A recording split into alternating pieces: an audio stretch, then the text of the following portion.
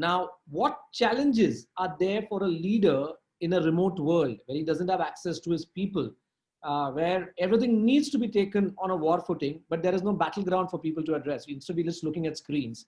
So how do we take the leadership challenge in a remote world? Yeah, it's a really great question.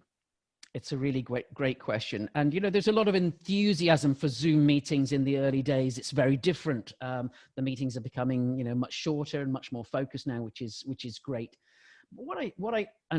Here's my, I think there's a downside and an upside. I think the downside of the way we're living at the moment, the downside of remote working is that, you know, I decide I need to speak to Sangram. I like him a lot. He's a great guy. Let me pick up the call, or we'll have a call with Sangram.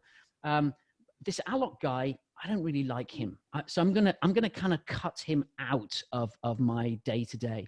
So what I think is happening when we are all individualized is we can create our own echo chambers. You're only speaking to the people you want to speak to. And yes, you're playing some part. I've got to go to a meeting with Alok next week and I'll be on the call with him, but I can kind of tune him out.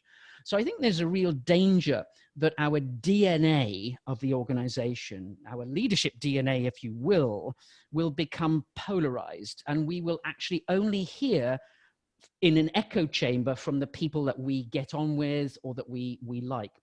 True. You know, in the previous world that we lived in, leaders were like a pinball. You know, the whole sort of pinball machine. The ball goes up, you hit the rubber thing, and you bounce off, and you bump into someone else, and it's a much more randomized world where you are constantly fed information.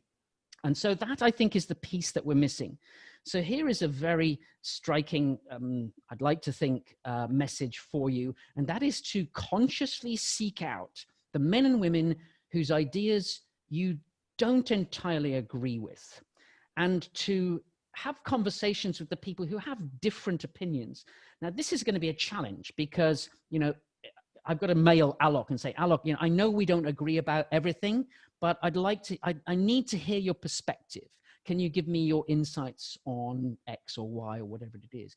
And it's not, I'm not trying to persuade him of my way of seeing the world, but I'm trying to hear his side.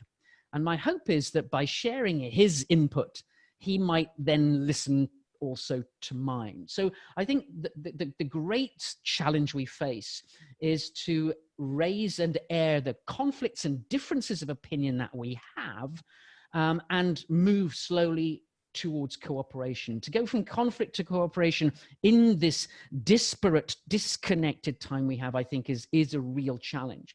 And I think that it's our responsibility not to replicate those coffee, you know, water cooler conversations, but to consciously say, I cannot leave Alok or whoever out of the conversation. I must keep them involved. There are other things we can do as well. There's a writer and a speaker called David Meerman Scott, who wrote The New Rules of Marketing and PR. And on his website, because he and I and everybody have been blocked from going on speaking engagements and so on. But he has written an amazing guide to virtual meetings and behaving in the virtual space. So go to his website, davidmeermanscott.com, and absolutely absorb everything he has to say about working virtually. Also, Linda Grattan, who I've already mentioned, is an absolute goldmine of information on working virtually. Again, this is something I feel very passionately about. I think it does make a difference, but we have to, as leaders responsible for leading a particular team or the organization, we need to take conscious responsibility for bridging those gaps, those things that working from home and working virtually have done for us. I hope that makes sense.